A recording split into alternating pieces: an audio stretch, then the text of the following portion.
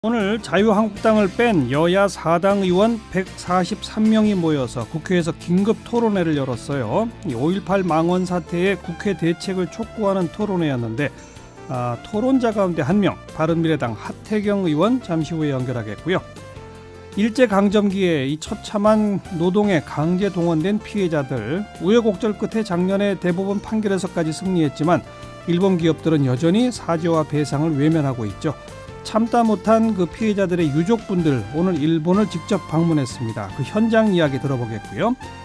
작년부터 들불처럼 번진 이 스쿨 미투 운동의 당사자들이 유엔 아동권리위원회의 초청을 받아서 지난달 스위스를 다녀왔답니다. 내일 청와대 앞에서 집회를 열고 정부 대책을 요구한다는데 어떤 내용인지 좀 미리 들어보겠습니다. 그리고 오늘 2부에서는요. 회사에 헌신하면 헌신짝 된다면서 가차없이 사표를 날리고 또 성공보다는 워라밸부터 챙겨서 이 기성세대를 당황시키는 요즘 것들, 책 90년생이 온다라는 책의 내용 함께 읽어보기 위해 그 저자를 초대했습니다. 시사자키 유튜브 라이브로도 직접 보실 수 있다는 거 알고 계시죠? 잠깐 광고 듣고 시작합니다. 5.18 망언과 극우 정치 어떻게 극복할 것인가? 오늘 국회에서 열린 긴급 토론회의 제목입니다. 이 토론회에 토론자로 참석했던 바른미래당의 하태경 최고위원을 연결합니다. 안녕하세요. 예, 안녕하세요. 하태경입니다. 이 자유한국당 뺀 나머지 4당 의원 143명이 공동 주최한 거죠? 예, 맞습니다. 예. 며칠 사이 이렇게 금방 143명이 공동 주최가 이루어졌습니까? 그러네요. 한 3일 만인 것 같아요. 3, 4일 만. 오늘 현장에 의원들도 많이 참석했나요? 예, 한 3, 40분 오신 것 같습니다. 자유한국당 의원은 한 명도 없었습니까? 그러게요. 아쉽네요. 좀 한국당에도 사실 이 5.18 진실에 대해서 알고 있는 분들이 꽤 되는데 예. 한 분도 안 오셨네요. 예. 자, 오늘 정근식 교수가 주제 발표를 하고 우리 하태경 의원 등이 토론을 하셨다고요? 예. 분위기가 어땠어요? 예, 오신 분들은 지만원 씨나 한국당 망원 국회의원 3분 성토하는 분위기였고요. 예. 근데 이제 이 문제를 이제 어떻게 처리해 나갈 거냐. 예.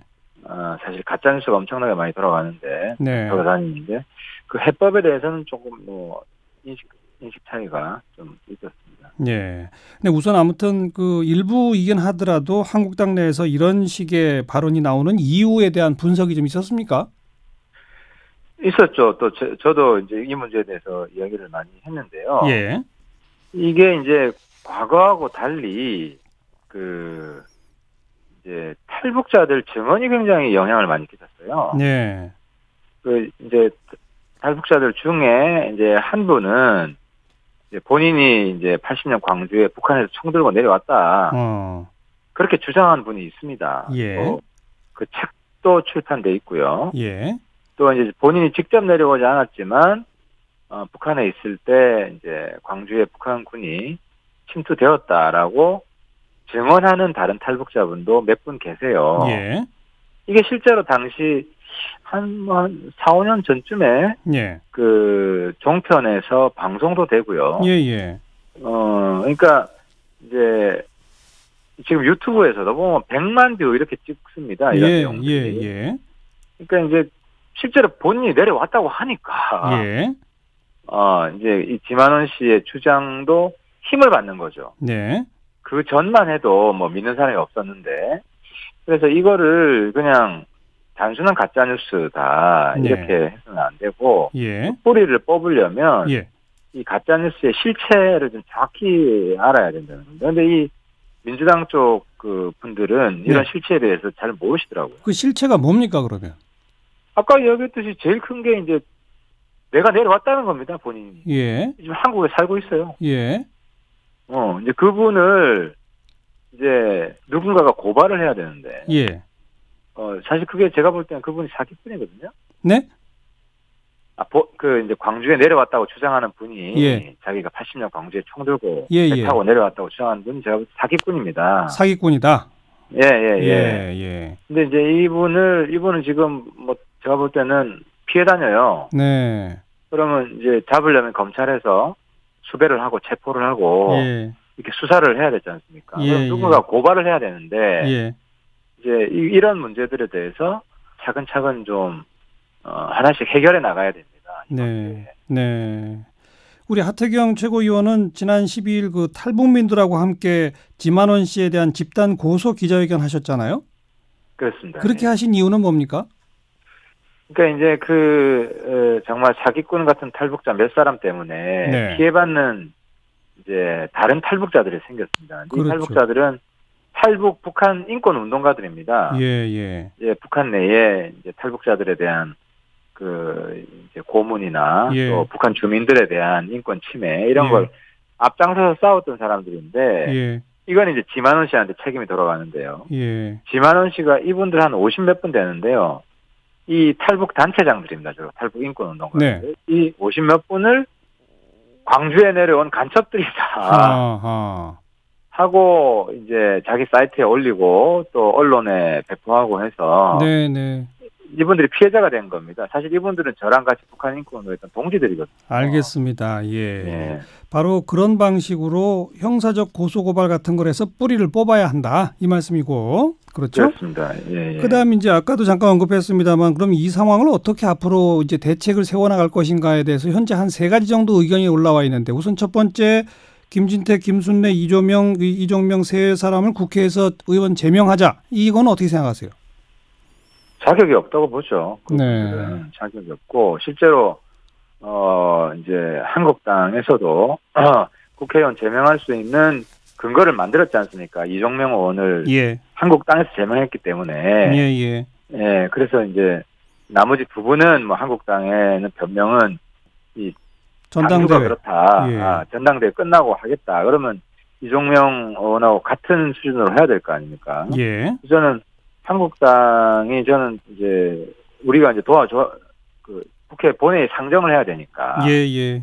그리고 한국당에서 한 열 몇 분 의원들만 동참을 해주면 그렇죠. 4분의 2가 넘습니다. 맞아요. 그래서 충분히 가능성이 있기 때문에 가능하다. 예, 이제 한국당 지도부. 네. 그때 되면 뭐 새로운 지도부가 되겠죠. 예. 새로운 지도부의 의지에 달려 있습니다. 네. 그리고 제명 추진은 해야 한다는 입장이신 거고요. 그죠? 그렇습니다. 자, 또 하나가 이제 5.18 왜곡하고 모독하는 그런 발언이나 행위들은 아예 형사적 사법 처리할 수 있도록 하는 이른바 한국판 반나치 법안 만들자. 이건 어떻게 생각하세요? 이게 이제 홀로코스트 왜곡 처벌법 왜곡 사례를 가지고 얘기하는 건데. 그렇죠. 사실 이게 좌파든 우파든 이 홀로코스트 왜곡 처벌법이 많이 등장합니다. 왜냐하면 우파에서는 뭐 6.25 남침을 부정하는 거 있지 않습니까? 네네. 뭐 남침 주도설이라든지 북침이라든지 아니면 천안함 북침 북한이 안 했다. 이런 거 처벌해야 된다고 주장을 하는 겁니다. 네. 그리고 이제 좌파 쪽에서는 위안부를 부정한다든지 뭐 이런 광주에 대한 왜곡을 한다든지. 네. 근데 이제 이게 잘 생각을 해봐야 될 게 특정인에 대한 지만원 처벌이나 뭐 이런 거는 한국당 의원 3명 제명하는 거는 이런 처벌법이 없어도 처벌할 수 있습니다. 그렇죠. 현행법으로. 예. 근데 이제 이 법안이 문제가 뭐냐면 이게 잘못하면은 광주 정신에 반하는 법안이 됩니다. 광주 왜요? 정신이라는 게 광주 정신이라는 게 다른 게 아니지 않습니까? 사상의 자유, 표현의 자유, 독재 반대 이런 거 아닙니까? 민주주의. 예. 그러니까 이 가짜 뉴스를 무조건 형사처벌하게 되면 사실상 이 말하는 거 겁나서 아니 그 가짜 뉴스를 무조건이라고 하면 좀 표현의 자유 침해 소지가 크기 때문에 예를 들어서 북한군이 내려왔다 뭐 이런 식의 허위 왜곡된 정보를 하는 경우로 특정 지으면 어떨까요? 그러니까 이제 그걸로 끝나는 게 아니라 그러면은 우파 쪽에서는 북침이라고 주장하는 사람도 어떡할 거냐. 그렇게 또 된다? 천안함 북침, 북한 소행 아니라고 하는 사람도 여전히 꽤 있지 않습니까? 알겠습니다. 그렇게 된다는 거죠. 법 만드는 거에 대해서는 조금 견해가 다르다는 말씀이시고 또 하나가 이게 빈대 잡자고 초가상간 다 태우는 그런 법. 또 하나가 지금 5.18 진상조사위원회 만들고 있는데 그 근거가 되는 특별법에 조사 대상 중에 북한군 개입 여부가 조사 대상에 들어있는데 아예 이걸 빼자라고 법 개정안이 또 나와 있어요. 이건 어떻게 생각하세요? 이 굉장히 어리석은 법인데요. 이거는 지만원 조사 금지법입니다. 이 법은. 지만원을 조사 못하게 한다. 아하. 못하게 하는 법입니다. 그러니까 지금 이 가짜 뉴스를 뿌리 뽑으려면 지만원 씨도 국회에서 불러서 조사해야 되고 또 아까 제가 말씀드린 탈북자 자기가 뭐 내려왔다는 사람도 증인으로 출두하라고 해야 되고 강제성이 있지 않습니까? 그래서 그분들을 조사하기 위해서는 적어도 북한군 개입 가짜 뉴스는 조사하는 게 들어가야 됩니다. 근데 이제 민주당안은 아예 북한하고 연계성 있는 내용을 다 빼자는 거거든요. 그러니까 지금 너무 흥분해가지고 오히려 지만원 자기 면죄부 주는 이런 법안을 발의하고 있습니다. 그럴 우려가 있다고 보신다. 그러니까 하태경 의원은 그렇게 그 조사 대상에 넣어가지고 북한군 개입설이 전혀 근거 없다는 걸 이번에 완전히 결론을 지어야 한다 이렇게 생각하신다. 그렇죠. 결론 그게 광주 명회복하는 것이고요. 또 그 가짜뉴스 퍼뜨리는 사람 단죄하는 방법이죠. 네. 아무튼 거기에 대해서는 바른미래당과 더불어민주당과 조금씩 견해 차이가 있습니다만 앞으로 그런 대목들의 토론이 국회 안에서 이루어져야 되겠네요. 네. 네네. 여기까지 말씀드리게 고맙습니다. 네, 감사합니다. 바른미래당 하태경 최고위원이었습니다. 윤태곤의 뉴스 사이다. 뉴스 사이다 매주 금요일은 스페셜하게 꾸며드리고 있죠. 오늘도 의제와 전략그룹 더모아의 윤태곤 실장 나오셨어요. 어서 오십시오. 네, 안녕하세요. 오늘은 스페셜 이슈 뭡니까? 한국당 그중에서도 이제 전당대 또 그중에서도 오세훈 후보에 대해서 좀 이야기해보고 싶어요. TV 토론 한번 했다죠? 네, 오늘 오후에 했습니다. 근데요, 한번 보죠. 이게 이런 이야기예요. 당 지지율이 30%에 육박하면서 민주당을 한 자리 숫자로 맹렬히 쫓았다. 그러다 좀 꺾였죠. 네, 황교안 전 총리는 여야 통틀어 차기 대통령 후보 지지율 1위를 기록하며 기염을 토하고 있다. 네. 차기 당권에 도전하는 사람들의 숫자도 두 자리에 육박했다. 그랬었죠. 그러다가 지지율 상승분은 고스란히 반납했고 당권 주자는 세 사람으로 줄어들었고 그중에 한 명은 전당대회 끝나면 윤리위에 회부돼야 됩니다. 네. 이게 불과 며칠 사이에 이렇게 바뀌었죠. 네, 열흘 상관에 벌어진 일이에요. 컨벤션 효과란 말이 무색하죠. 그리고 이제 황교안, 오세훈, 김진태 이 세 사람 가운데 요즘 기세를 좀 올린 사람이 오세훈 전 시장이에요. 김진태 의원도 기세 올리긴 하던데요. 그럼요. 뭐 카우보이 모자 쓰고 포스터 보니까 활을 쏘는 이런 포스터더라고요. 슬로건도 이런 거죠. 대선 무효, 문재인, 김정숙 특검. 뭐 이런 건데 김 의원은 원래 하던 이야기를 계속 하는 거라고 볼 수 있고 오늘은 오세훈이 한국당 당대표가 될 수 있을까 이 이야기를 해볼까 싶어요. 네, 그래요. 해봅시다. 네, 그러니까 어제 첫 합동연설에 오늘은 첫 TV 토론회가 있었습니다. 뭐 오늘 첫날이라 해가지고 좀 예열을 하는 느낌이었어요. 근데 보면은 이제 오전 시장이 전당대회가 본격화되면 좀 강점이 있지 않을까 이렇게 보는 거죠. 지금 주자들 세 사람이 다 법조인이긴 한데 오전 시장은 2000년 16대 총선으로 등원했습니다. 그렇죠. 그 이후에 서울시장 2번 당선, 총선 1번 패배, 각종 당내 선거, 정치 20년 한 사람이에요. 그렇죠. 그러니까 벌써 정치 이력으로는 나머지 두 사람하고 상대가 안 되는 거죠. TV 토론 실력도 또 뛰어났나요?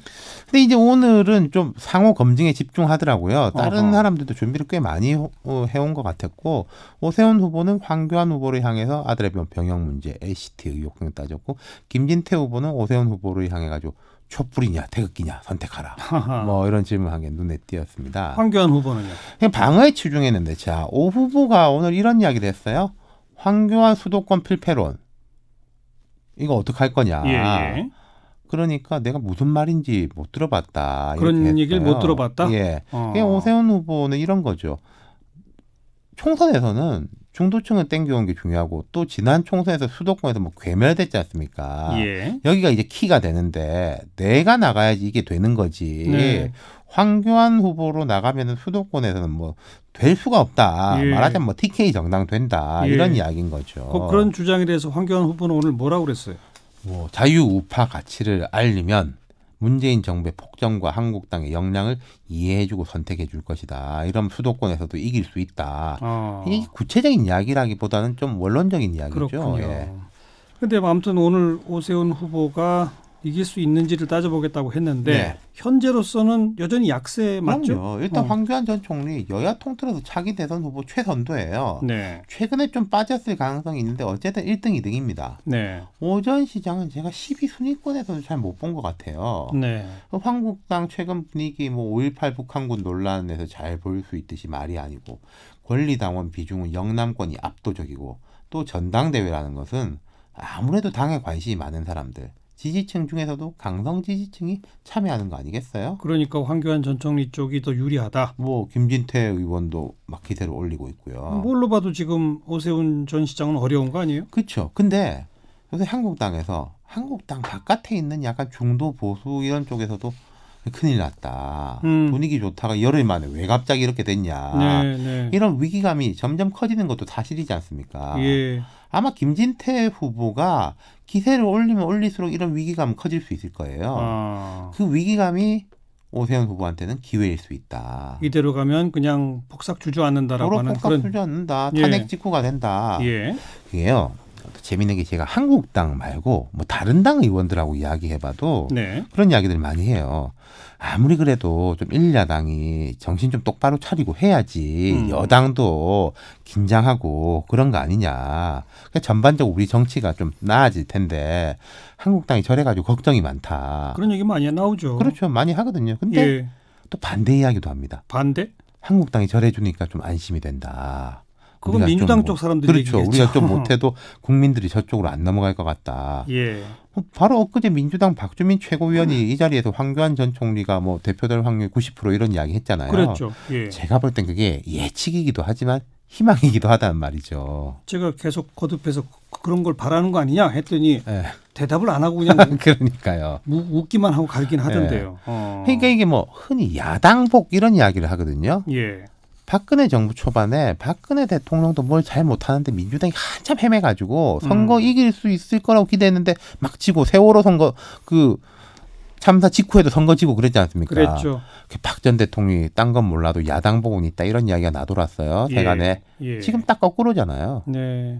그러니까 지금 윤태곤 실장 보기에도 황교안 전 총리나 김진태 의원이 대표가 되면 더불어민주당한테 오히려 유리하다 이렇게 보는 거죠. 그렇죠. 특히 이제 김진태 의원 뭐 슬로건 대선 무효, 문재인 김정숙 특검 거기다 김진태 의원이 당대표가 되면은 한국당 지지자들은 5.18 공청회 논란이 문제 없다라고 인정했다라고 해석할 수밖에 없는 거지 않습니까 우리가. 그렇게 되는 거죠. 네. 안 그래도 지금 이제 정치 프레임이 한국당 대 나머지 정당 방금 하태경 의원 나왔지만은 민주당하고 약간의 이견은 있지만은 뭐 거의 크게 다른 건 없는 거지 않습니까? 이런 문제에 대해서는. 그게 더 고착화되는 거겠죠. 황 전 총리와 김 의원하고는 다르지만은 지금도 이제 뭐 배박 논란, 배신의 박근혜, 뭐 거기서 촉발된 특검 연장 거부 발언 이런 걸로 자기 문제로 머리가 아프죠. 그리고 이른바 태극기 세력하고 친박 세력들을 좀 이렇게 떨어뜨려낼 수 있는 전략적 정치력이 있을 것이냐. 이게 이제 아주 의문이라는 거죠. 반대로 오세훈 전 시장이 만약 대표가 된다면 좀 다르지 않겠습니까? 한국당 전당대회 전에요. 그쪽에 이제 이른바 보수의 전략가라는 사람들이 생각한 이상적 구도가 있었어요. 뭔데요? 김태호 대 오세훈의 대결. 일단 두 사람 다 광역단체장 출신, 나이도 젊고 인물 훤칠하고 국정농단 뭐 적폐 논란 이런 거하고 직접적 관계가 있는 사람들은 아니잖아요. 그리고 또 이미지라든지 이야기할 것들이 과거가 아니라 미래에 대한 것들이고. 근데 이건 어쨌든 안 됐잖아요. 그렇죠. 그러니까 황교안 전 총리가 나서면서 김태호 전 지사는 일찌감치 나는 뜻이 없다 선언했고 오 전 시장은 고민하다 나섰습니다. 그때만 해도 후보가 한 10명 됐었잖아요. 근데 지금은 3사람이고. 그럼요. 그런 면에서 오 전 시장의 객관적 상황은 나아졌다는 거죠. 객관적 상황은 나아졌다. 부도면에서 좀 기회가 오고 있다. 맞습니다. 그게 앞서 말씀드린 이제 위기가 기회라는 거하고 맞닿는 이야기인데 김진태, 황교안 두 사람이 뭐 TK라든지 좀 강경 보수 쪽 뭐 친박 이런 데를 돕고 경쟁하면은 그게 이제 뭐 승부를 결정지을 만큼이 될지는 모르겠지만은 오 전 시장은 유리해지는 거잖아요. 그러니까 지금 자기는 이제 도 아니면 뭐다 해가지고 계속 이제 좀 중도적인 발언들을 계속 내놓고 있어요. 그렇겠죠. 뭐 수도권에 대한 이야기 뭐 이런 수도권, 것들. 외연 확장, 뭐 중도 뭐 이런 거겠죠. 그렇다면 이제 앞으로 전당대회 한 이제 열흘 조금 더 넘게 남았는데 만약에 김진태, 황교안 두 사람이 계속 박근혜 전 대통령 문제로 티격태격한다면 제가 볼 때 김진태 의원이 중간에 사퇴할 가능성은 전혀 없거든요. 네. 지금 왜 사퇴하겠습니까? 예. 네. 그렇다면 요약해서 아직까지도 상황은 어려운 것이 맞지만 오세훈 전 시장한테 기회는 올 수도 있다. 상황은 그렇죠. 좋아지고 있다. 맞습니다. 애초에는 매우 어려웠고 뭐 제로라고 봤다면은 시작할 때보다는 좀 나아졌다는 거예요. 그렇게 나아지게 되는데도 또 김진태 의원이 1등 공신이라고 볼 수 있네요. 그러니까 지금 전대 시작할 때만 해도 한국당은 그냥 무난조용하고 황교안 독주론이 팽배했지 않습니까? 그랬죠. 근데 지금 시끌시끌해요. 황교안 전 총리도 타격을 받았어요. 네. 후발주자 입장에서는 이게 제일 좋은 거거든요. 조용히 가면은 그냥 조용해지는 거고. 조용히 가면 대세론으로 끝나는 거죠. 그렇죠. 어쨌든 시끄러워져야지 기회가 올 수 있다. 문제는 앞으로 이런 겁니다. 판은 조금씩 좋아지고 있는데 그럼 오전 시장 본인이 어떻게 정치력을 발휘하느냐. 그렇죠. 내가 당대표 되면 총선에 이길 수 있다라는 것을 그 한국당 지지자들한테 각인시켜 주느냐 여기에 달려 있겠죠. 실력을 보여주면 될 수도 있다. 네. 윤태권 실장 수고하셨어요. 감사합니다.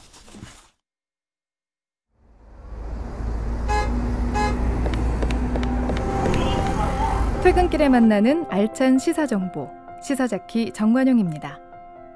라디오 레인보우 앱을 통해 들으실 수 있고요.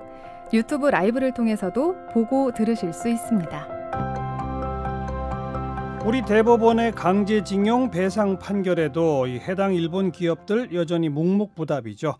결국 이 피해자 유족들이 일본을 직접 찾아서 배상 이행을 촉구한답니다. 오늘은 미쓰비시 신일철주금 후지코스 본사를 방문했다는데 이 강제징용 피해자 소송의 원고 측 대리인 최봉태 변호사가 지금 일본 현지의 유족과 함께 있습니다.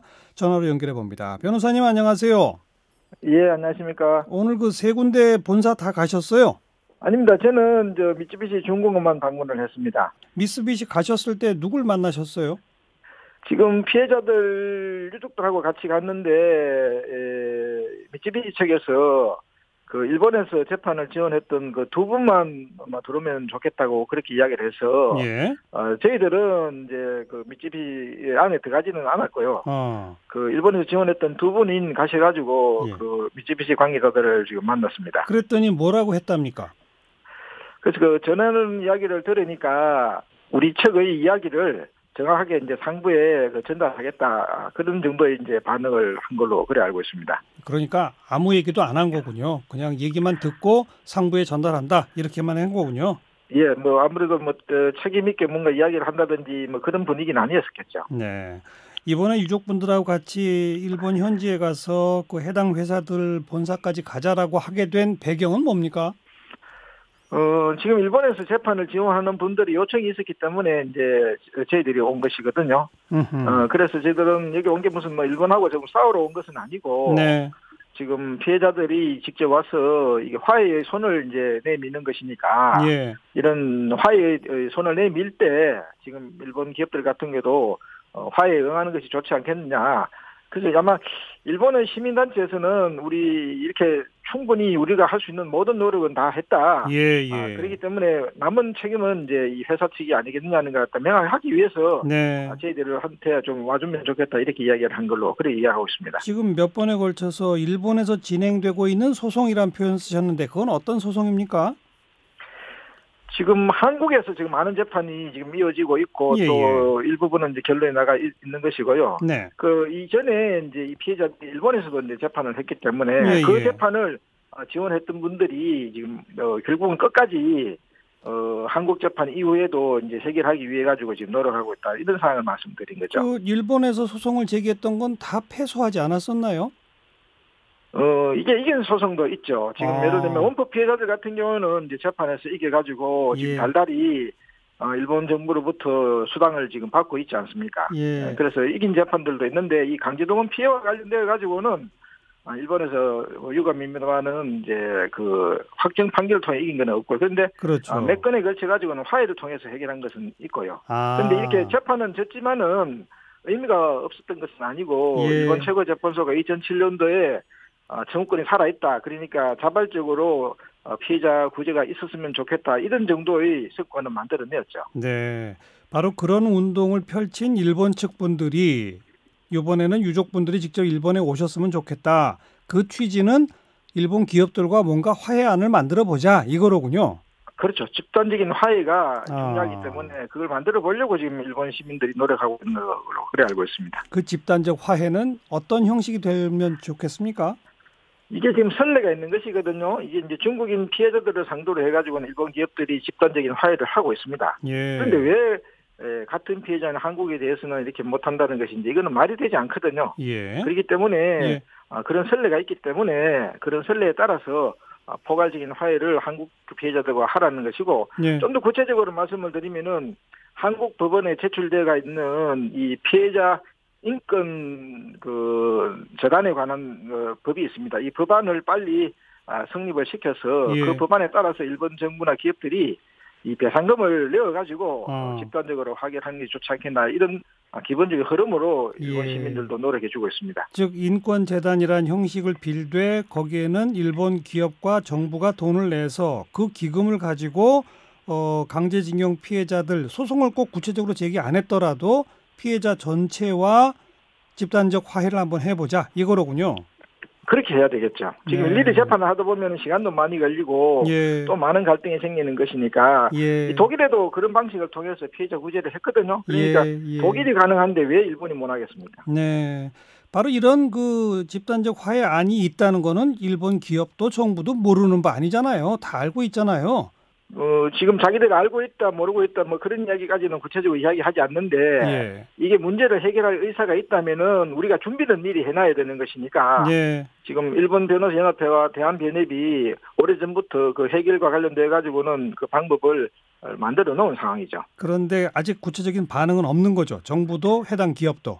지금 뭐 일본 정부나 기업들뿐만 아니라 우리 한국에서도 도대체 이 문제를 어떻게 해결할 것인지 지금 외교부에서도 무슨 특별한 대안을 가지고 있는 것 같지도 않고 또 청와대에서도 최근에 무슨 오보가 났는 걸로 이야기를 합니다만은 이 2+2 재단에 대해 가지고 이게 지금 한국 정부가 어떤 의사를 가지고 있는지 청와대에서도 먼저 의견을 이야기를 하지 않고 있어서 양쪽에 다 저희들은 답답하게 생각하고 있습니다.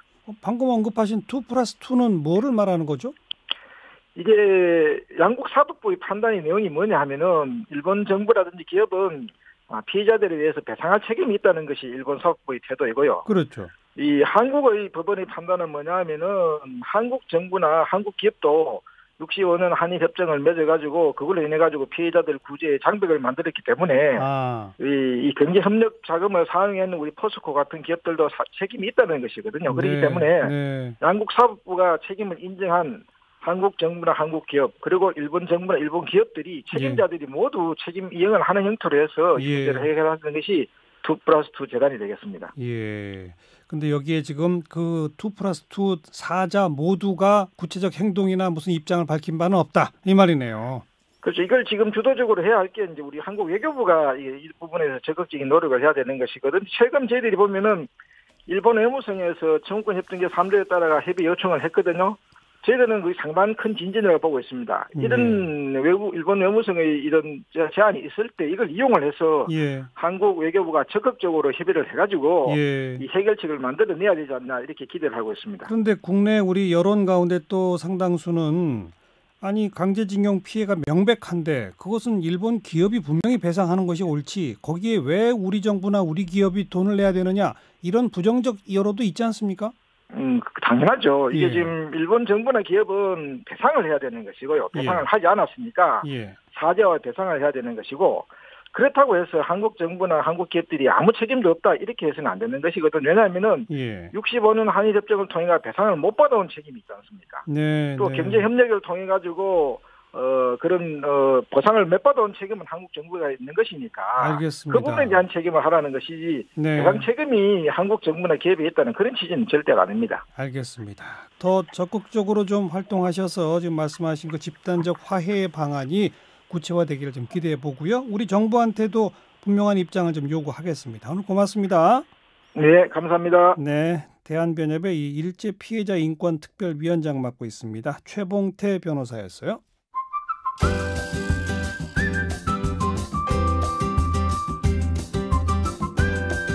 지금 여러분께서는 국민대학교 정관용 특임교수가 진행하는 시사자키 정관용입니다를 듣고 계십니다. 스쿨 미투 집회를 주최했던 청소년 페미니즘 모임이 유엔 아동권리위원회 초청을 받아서 스위스 제네바에 다녀왔다고 합니다.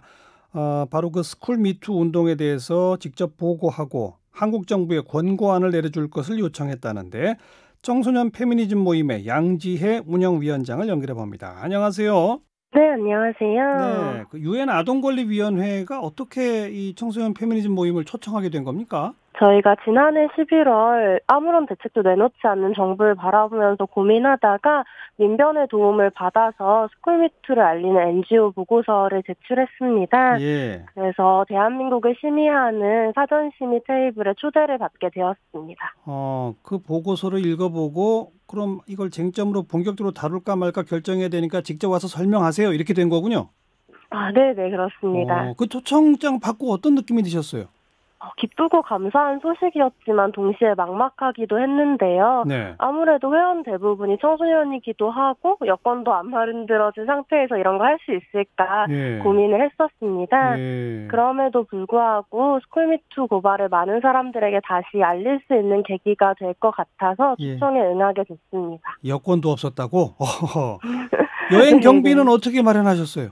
저희도 많이 걱정을 했었는데 다행히도 많은 시민분들이 여행 경비를 마련하기 위한 펀딩 사업들에 함께해 주시고 이 방문을 지지해 주셔서 시민분들의 후원으로 무사히 마련하게 됐습니다. 그래서 누구누구가 가서 어떤 활동을 하셨습니까? 네, 저희 당시 청소년 당사자 그리고 청소년 페미니즘 모임에서 제가 활동가로 참여했고 변호사분 이렇게 세 분과 함께 유엔 아동권리위원회에서 있었던 아동 미팅과 사전 심의에 참석했고 또한 유엔의 아동인권과 여성인권 전문가들과 대화를 나눴습니다. 그분들의 반응이 어떻게 나오던가요? 아무래도 많은 분들이 학내 성폭력이 세계적으로 만연한 문제인데 이렇게 한국처럼 10대 여성들이 직접 이에 대해 고발하는 운동을 만들어낸 것에 대해 굉장히 의미 있는 일이라고 칭찬을 해주셨고 한편으로는 학내 성폭력이 잘 해결되지 않는 구조에 대해 많이 질문을 던져주시기도 했어요. 이를테면 학교에서 성폭력을 경험했을 때 신고할 수 있는 기관이 없냐라는 것이 굉장히 많은 질문들이었습니다. 그런 신고할 수 있는 기관이 없냐는 질문에는 뭐라고 답변하셨어요? 아무래도 아동보호에 대한 합의가 되어 있는 나라에는 최소한의 기관이나 시스템은 존재하잖아요. 한국에서도 아동복지법에 따라서 학내 성폭력에 대해서 교육기관의 신고 의무가 정해져 있는데 사실 이러한 것들이 제대로 이루어지지 않고 있는 거죠. 이러한 것들은 대한민국 사회가 너무도 성차별적인 문화가 만연해 있어서 차별이나 폭력에 대해 제대로 인지하지 못하는 것도 굉장히 큰 부분이라고 생각을 했고요. 한편으로는 좀 입시 중점 교육 속에서 교사가 너무 막강한 권위를 가지고 이에 대해 저항하기 힘든 것이 또 하나의 이유라고 생각을 했습니다. 그래서 유엔 아동권리위원회가 한국의 특히 10대 여성 청소년에 대한 이 성추행 문제는 아동권리 협약을 제대로 못 지키고 있구나라는 판단을 하게 되면 그럼 뭘 하게 됩니까? 사전 심의가 끝나고 2, 3주 뒤에 쟁점 질의 리스트가 나오는데요. 여기에 만약에 스쿨미투나 아동성폭력 문제가 포함이 되면 저희 대한민국 정부에 이것에 대한 답변을 요청하기도 하고 대한민국 정부가 잘하고 있는지 위원회가 직접 모니터링을 진행하기도 해요. 그래서 이러한 것이 9월에 본심의가 열리는데 본심의에 좀 대한민국 정부에 어떤 권고안을 내릴지 결과를 내리는 맥락으로 좀 진행이 될 예정입니다. 앞으로 그러니까 정말 쟁점이 되면 한국 정부한테 뭐 여러 가지를 묻게 되는군요. 그럼 한국 정부는 답해야 할 의무가 있고, 그죠? 그 답까지 들어보고 제대로 못하면 권고까지 하게 된다 이거로군요. 네, 그렇습니다. 그런데 그동안 청소년 페미니즘 모임이 이런저런 스쿨미투 집회도 하고 그랬을 때 교육부나 이런 정부 당국자들이 좀 만나자고 하거나 한 적이 있었습니까? 저희가 이 유엔에 가는 준비를 하면서 교육부와의 간담회들을 몇 차례 진행을 했었고요. 잠깐만요. 그러니까 유엔에 가게 되고 나서 교육부 쪽에서 연락이 온 거예요? 아니면 가시기 전에 교육부 쪽한테 만나자고 한 겁니까? 가기 전에 교육부 쪽에서 연락이 와서 좀 아동권리위원회에 참여하는 단체들이 같이 미팅을 했던 적이 있거든요. 그러니까 제가 지금 여쭤본 핵심은 그동안은 정부가 교육부가 이 스쿨미투 집회 주최하는 청소년 페미니즘 모임과 뭐 만나자거나 하는 연락이 전혀 없었는데 여러분들이 유엔 그렇죠. 아동권리위원회 초청받았다는 사실을 아니까 부랴부랴 만나자 했다 이거죠? 그렇죠. 아무래도 정부에서 고발자들을 만난 게 2018년 10월쯤에는 좀 있었는데 그 이후에는 계속 만나지 않고 있다가 사실은 유엔 방문을 기점으로 교육부 분들과 미팅도 진행하고 하게 됐습니다. 그러니까 여러분들이 가서 활동해가지고 결국은 유엔 아동권리위원회가 우리 정부를 상대로 뭔가를 요구하거나 권고하거나 하게 될 것을 두려워하니까 이제서야 만나자고 한 거 아니에요? 사실은 저희도 그런 부분들이 되게 유엔을 방문한 데 되게 중요한 의미라고 생각을 해요. 말씀하신 대로 대한민국 정부에서 이걸 신경 쓰고 있기 때문에 만나자고 하고 정책에 대해 질의도 받고 이런 것이라고 생각하고 만약에 심의 주제로 선정이 된다면 이 스쿨미투에 대한 대책이 이행되는 매우 중요한 2019년이라는 시기에 대한민국 정부가 더욱 스쿨미투 의제를 제대로 해결하기 위해 노력할 것이다라고 생각을 해서 유엔 방문이 의미가 있다고 생각합니다. 그렇습니다. 내일 청와대 앞에서 스쿨미투 교육부는 응답하라 이런 주제로 대규모 스쿨미투 집회가 예정되어 있다면서요? 네네. 저희가 11월부터 지금까지 전국 5개 지역에서 스쿨미투 집회를 진행했는데요. 이러한 고발자들의 목소리들을 모아서 대한민국 정부가 이젠 책임지고 응답해야 한다라는 이야기도 하고 유엔 방문의 성과에 대해서도 브리핑할 예정입니다. 어떻게 응답해야 제대로 응답하는 겁니까? 교육부한테 요구하는 사안이 뭡니까? 저희가 요구했던 건 4가지 사안인데요. 첫 번째는 학내 성폭력 전수조사입니다. 더 이상 고발자들이 힘겹게 본인의 이야기를 꺼내지 않을 수 있도록 정부가 먼저 전수조사하고 목소리를 듣겠다라고 손을 뻗어야 한다고 생각합니다. 첫 번째 전수조사. 두 번째는? 두 번째는 교원에 대한 페미니즘 교육 의무화인데요. 데이트 폭력의 원인이 여성이 데이트 비용을 내지 않아서라는 게 표준안에 버젓이 실려 있다거나 이런 관점들을 바꿀 수 있도록 다양성과 소수자 인권의 관점으로 이 교육을 재편해야 된다라고 생각을 합니다. 교원에 대한 페미니즘 교육 의무화 그리고 그 교육 내용을 좀 개편하라. 세 번째는요? 세 번째로는 사립학교법 개정인데요. 사립학교의 공공성을 확장해야지만이 이 학내 성폭력 고발이 묻히지 않고 이야기될 수 있는 학교가 만들어진다고 생각을 합니다. 사립학교 교원들의 징계가 솜방망이 징계가 많죠. 자, 마지막 네 번째는요. 마지막으로는 수사기관에서 적극적으로 수사를 해야 된다라고 생각을 해요. 최근에 용화여고에서 불기소 처분도 있었고 스쿨미투 고발이라는 것 자체가 공적 체계에서 제대로 해결이 되지 못하고 있습니다. 성폭력이 친고죄가 아님에도 불구하고 수사기관에서는 적극적으로 스쿨미투에 대해서 수사를 한다거나 혹은 아동 친화적이거나 피해자의 관점에서 수사를 진행하는 시도들이 너무도 부족한 상황이거든요. 알겠습니다. 그래서 소극적인 수사로 여전히 자신의 피해에 대해서 제대로 해결을 받지 못하고 있는 피해자들을 생각해서라도 수사기관이 먼저 적극적이고 신뢰할 수 있는 수사를 해야 된다고 생각합니다. 네, 우리 10대 청소년들이 내가 이런 피해 당했다 이렇게까지 외치는데도 우리 정부 어른들이 제대로 일을 못하니까 국제사회까지 호소하신 건데 참 앞으로 정말 응답이 나와야 되겠습니다. 이 말씀 여기까지 들을게요. 고맙습니다. 네, 감사합니다. 청소년 페미니즘 모임의 양지혜 운영위원장이었습니다.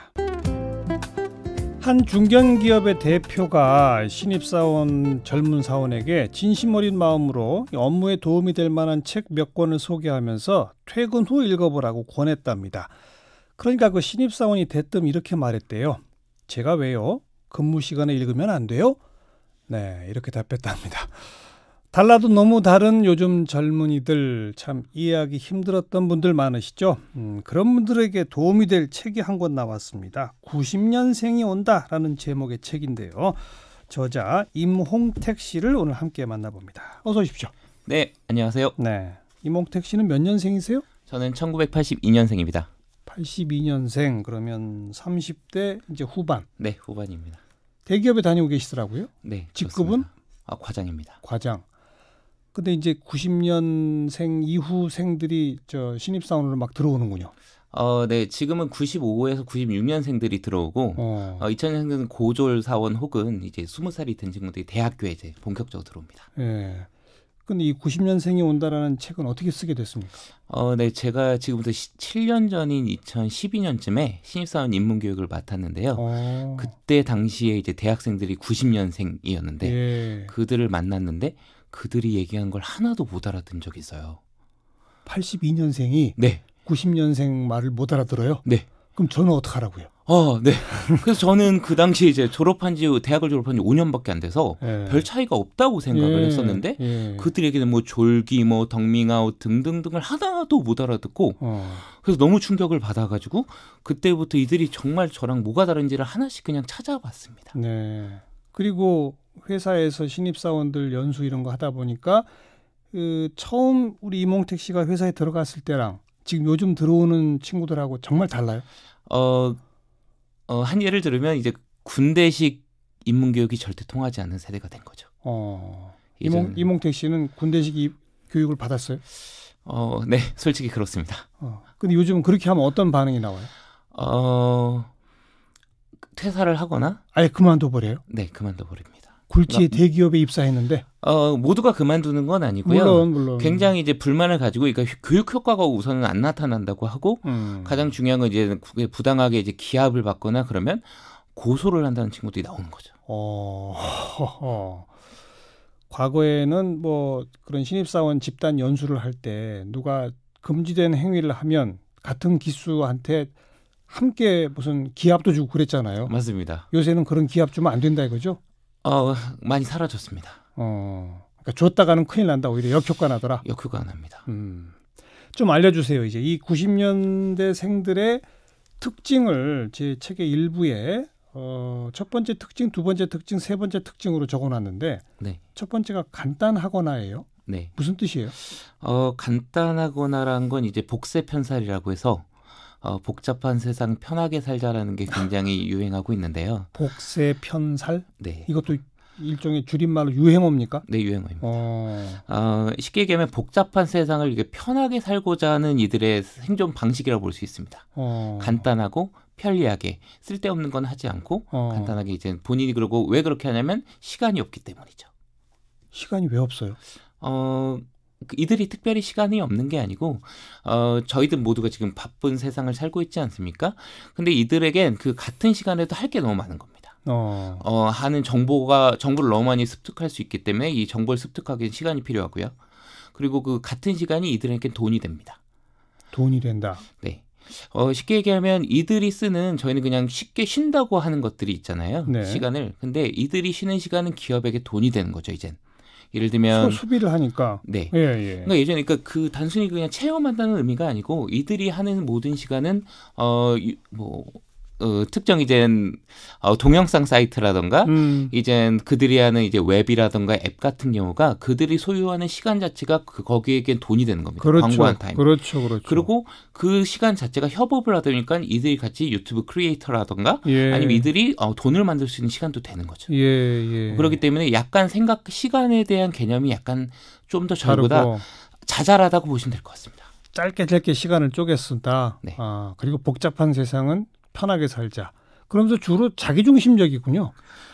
자기중심적이라는 평가를 많이 받고요. 근데 굉장히 이제 이거는 비하하는 발언을 쓰면 약간 그들에겐 약간 억울할 수도 있을 것 같습니다. 왜냐하면 자기중심적일 수밖에 없는 삶을 살고 있기 때문입니다. 그건 또 왜 그래요? 예를 들면 그들이 회사에 같은 경우는 충성해봤자 얻을 수 있는 게 없거든요. 없다고 본다. 그들을 스스로가. 네.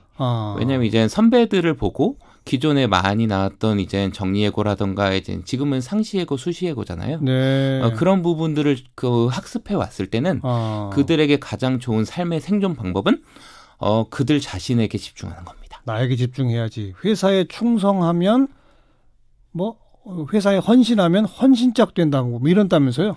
네, 그건 예전부터 있었던 약간 오래된 언어 같은 건데요. 쉽게 얘기하면 이제 충성의 대상이 회사는 아닌 겁니다.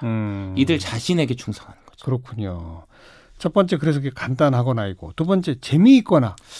네, 재미있거나는 모든 세대가 재미를 추구하는 건 동일한데요. 네. 이들은 약간 날 것 같은 재미, 그러니까 쉽게 얘기하면 병맛 같은 재미. 병맛이란 용어 모르는 분들도 많아요. 네, 좀 방송에서 생방송에서 말씀드리긴 좀 그렇지만 병신 같은 맛의 준말입니다. 예. 쉽게 얘기하면 이젠 기승전결 같은 이런 논리적 구조로 재미가 있다면 이들에는 뜬금포 같은 거죠. 그러니까 뜬금없이 웃기는 네, 그런 느낌입니다. 예. 황당하게 이게 웃겨. 근데 이제 피식 약간 실소가 나오는 느낌 있지 않습니까? 약간 그런 느낌입니다. 그런 재미. 네, 그리고 조직에서도 즐거움을 찾는 거죠. 조직에서 즐거움을 찾는다. 왜냐하면 이들에게 이제 목표는 꿈이 아니고 오늘의 행복이기 때문입니다. 행복이기 때문에 네. 꿈, 희망. 그래서 나의 희생, 충성 이게 아니라 네. 나에 집중하고 오늘의 행복을 추구하고 그래서 소소한 재미가 항상 있어야 된다. 네.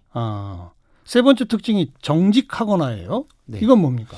90년대생이 기존의 기성세대보다 더 정직하다는 얘기는 아닙니다. 그러니까 거짓말을 덜 한다는 얘기는 아닌 거죠? 네, 그런 얘기는 아니고요. 예. 대신에 정직한 시스템을 요구하는 겁니다. 그리고 이제 부당함과 비합리적인 부분들이 많이 사회에 있었다고 한다면 그들에 대해서 자신의 목소리를 완전히 내는 거죠. 네. 그런 부분입니다. 조직 문화 같은 게 부당하면 80년대생은 대충 참았어요? 많이 참았습니다. 70년대생은 다 거의 참았고요. 네, 그런 이유는 있는데요. 사실은 참았던 것이 더 합리적이었기 때문입니다. 그때는. 네. 저희도 이젠 그랬었죠. 요즘은 참을 필요가 없습니다. 참을 필요가 없고. 왜냐하면 회사가 먼저 신의를 베풀으면 상관없는데 예를 들면 요즘에 이제는 충성이란 말이 나오면 로열티를 바쳤을 때 지속적으로 이제 뭐 조직에 이제 계속 안녕을 담보하거나 이런 부분이 아니기 때문에 네. 이들에겐 더 이상 충성할 이유가 없습니다.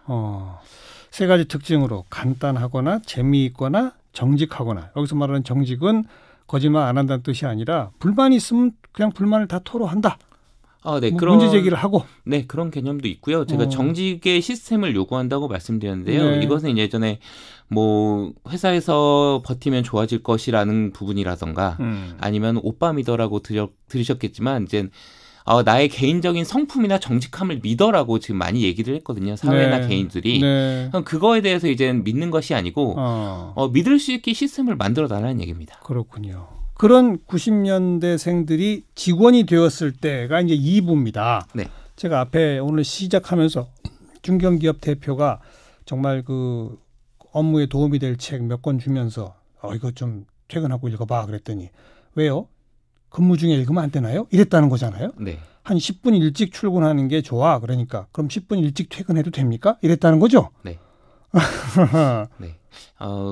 극단적인 예이고요. 모두가 그렇다고 볼 수는 없습니다. 네. 근데 이들의 행동의 이면에 어떤 게 숨어 있는지를 정확히 봐야 되는 게 중요하다고 볼 수 있는데요. 예를 들면 이들은 시간을 나눠서 본다고 말씀드렸잖아요. 예. 그럼 이들에게 출근 시간은 그 계약서에 써 있는 시간입니다. 8시 반이면 8시 반까지 출근하게 돼 있습니다. 네. 그럼 이제 29분에 맞춰 오는 거거든요. 예. 근데 이제 선배들이 10분 일찍 오라는 건 사실은 합리적인 의미가 있어요. 와서 이제 인사를 하고 PC를 켜고 그다음에 이제 인트라넷 접속하고 이런 게 최소한 시간이 걸리거든요. 네. 근데 그런 것들을 사전에 먼저 얘기를 하거나 이런 부분인데 이게 당연하게 생각하는 겁니다. 선배들은. 당연하게 신입사원은 30분 일찍 오거나 나보다 일찍 나와서 이런 게 당연한 거야. 이런 부분이거든요. 근데 그들은 사실은 그런 10분 먼저 일찍 오라는 게 사실은 먼저 얘기를 하면 사실은 합리적으로 받아들일 거거든요. 근데 말도 없이 그러는 건 부당하다. 그러니까 29분에 오거나 이러면 얘기를 하는 거죠. 지각을 하지 않았음에도 불구하고. 그러니까 그런 면에서 이제 관계의 단절들이 일어나는 부분이고요. 예. 또 하나는 이제 출근 시간 같은 경우도 그걸 커뮤니케이션을 떠나서 이들이 사실 일찍 나오는 거 부분에 대해서도 퇴근 일찍 하고 싶잖아요. 정시 퇴근하고 싶잖아요. 이들이 먼저 나오는 것 자체도 시간을 먼저 회사에 더 주는 것 같은 느낌이 든다는 거죠. 그렇죠. 그리고 점심 식사를 같이 하자는 것도 싫어한다면서요? 네. 저녁 회식은 뭐 두말할 것도 없고 거의 막 요새 없어져 간다고 그러고 네. 점심 식사도 왜 거부하죠? 회사 생활의 연장이라고 생각하기 때문입니다. 정확히 이제 근로기준법상 4시간 근무하면 1시간 휴식이 돼 있는데요. 네. 그게 바로 이제 점심 식사 시간이에요. 예. 그럼 이제 그때 보통 이제 회식을 안 하니까 점심 회식을 해서 이제 뭐 뷔페 가서 먹거나 그러면서 하는데 회사 얘기를 하는 거죠. 네. 그리고 이제 가면 이제 조직 위계가 있기 때문에 뭐 수저를 세팅한다거나 이런 부분이 사실 그들에게는 회사 생활의 연장으로 보이는 겁니다. 그러니까 내가 쉬는 시간인데 왜 이걸 해야 되느냐. 네. 그러니까 과거 80년대, 70년대생들은 그냥 그러려니 했다면 이제 그거에 대해서 어필을 합니까? 어필을 합니다. 점심은 저 혼자 따로 먹겠습니다. 이렇게. 그렇죠. 뭐 100% 어필하는 친구들이 있고 물론 네, 없겠지만 개인차는 있겠으나 네. 대부분은 그런 요즘에 최근에 얘기를 더 많이 하고 있는데 네. 그런 얘기를 굉장히 많이 합니다. 네. 저도 이유를 물어보니까 네. 회사 생활이어서 싫다. 그리고 회사에서 할 얘기가 있다면 근무 시간에 얘기해달라입니다. 그러니까 명확히 이젠 딱딱 지키는 거고 네. 그들 이면에는 이런 겁니다. 회사는 이젠 가족이 아니야. 예. 돈을 받는 남의 관계. 쿨한 관계로 이제 딱딱 하겠다는 거죠. 그리고 그 회사에서 내가 열심히 일해가지고 남들보다 더 고속 승진을 해서 뭐 이사가 되고 이런 생각들 안 해요? 대부분 안 한다고 합니다. 그래요? 네. 한 예를 들면 이제 최근에 이제 상무님께서 이렇게 식판을 먼저 이렇게 친절하게 가져다준 신입사원한테 얘기를 제가 얼마 전에 하는 걸 얘기를 들었는데, 네네. 너는 앞으로 개념이 있으니까 승진을 오래 하겠어, 빨리 하겠어 이런 얘기를 했는데 제가 이렇게 살짝 봤는데 그 친구 표정이 굉장히 안 좋더라고요. 그러니까 저희는 신입사원이라면 그런 얘기하면 되게 좋았었거든요. 예. 근데 이들에겐 사실은 올라간 것 자체도 믿지도 않을 뿐더러 그런 얘기하는 것 자체가 사실은 속칭 말하는 꼰대 같은 얘기라는 겁니다. 아니 왜요? 그 상사들한테 상사 식판까지 챙겨주는 그런 어떤 충성심을 보여서 너는 조직에서 인정받겠다라고 말한 게 왜 꼰대예요? 그들의 얘기고요. 제 얘기는 아니고 그들의 얘기인데, 네. 그러니까 약간 그 승진하는 것 자체가 나처럼 돼봐라고 느꼈다고 합니다. 나의 모습대로 와봐. 내가 잘난 상무니까. 척처럼. 네. 그리고 과연 상무까지 갈 수 있는 정말 이제 100명, 1000명 중에 한 명이 승진을 하는 걸로 이제 본인들이 이제 알고 있는데. 예. 가면 좋겠지만 그렇게 열심히 해서 올라가기보단 오늘의 행복을 찾겠다는 얘기죠. 예. 자, 그러다 보니까 지금 유튜브 청취자분들도 살모사님 세대 차이가 정말 심한 것 같네요. 나은님께서는 요즘 친구들 이기적이고 버릇이 없는 것 같아요. 그러니까 뭐 예를 들어서 책 몇 권 권하니까 근무 시간에 읽으면 안 됩니까? 이러면 진짜 좀 어안이 벙벙할 수 있어요. 나이 든 세대에서는. 네. 그러면 이기적이고 버릇 없다고 생각할 수 있잖아요. 그쵸. 그러다 보니 햅이라는 분께서는 사소한 것에서도 갈등이 많이 생길 것 같습니다. 네, 이러한 사소한 관계들이 굉장히 이제 갈등이 많이 일어나고 실제로 회사 내에서 그런 갈등이 생기는 거죠. 그렇죠. 기존 세대랑은 약간 다른 겁니다. 그러니까 약간이 아니라 많이 다르거든요. 기존의 방식대로 이제 움직이지 않으니까 네. 어려워하는 거고 반대로 이 신입사원 분들은 힘들어하는 거죠. 힘들어하죠. 네, 기존에 이제 병폐 같은 것이 많이 있다고 생각을 해요. 예. 뭐 예를 들면 이제 꼰대라고 말씀을 드렸지만 예를 들면 이제 위에서 속칭 말하는 까라면 까. 아니면 너는 내 말대로 해. 의견을 제시하면서 네가 뭐 어린 게 뭘 알아. 하라는 대로 해. 네. 뭐라던가 당연히 야근을 하는 건 당연한 거 이런 등등의 것들이 중첩돼서 그들에게 가 있는 거죠. 그러니까 그런 그 선배 세대 임원직급이나 간부진들이 그런 행태를 보이는 걸 90년대생들은 이해를 못하는 거죠. 그렇죠. 이해를 못하기보단 그걸 따라서 별로 이득이 없다고 생각하는 겁니다. 그러니까 그렇게 해서 나한테 이득도 없는데 그런 자기가 볼 때 불합리한 조직 문화에 내가 굳이 적응할 이유도 없다고 보는 거고. 네. 그렇죠. 네. 그러니까 이걸 관통하는 단어 자체는 이들이 오늘을 사는 덕후의 친구들이거든요. 오늘을 사는 덕후. 네. 덕후는 이제 오다쿠에서 나온 말이죠. 네, 맞습니다. 예. 네. 그러니까 이들은 자체는 꿈이 없다는 게 사실은 비판할 것이 아니고 미래를 담보할 수 없는 삶을 살았어요.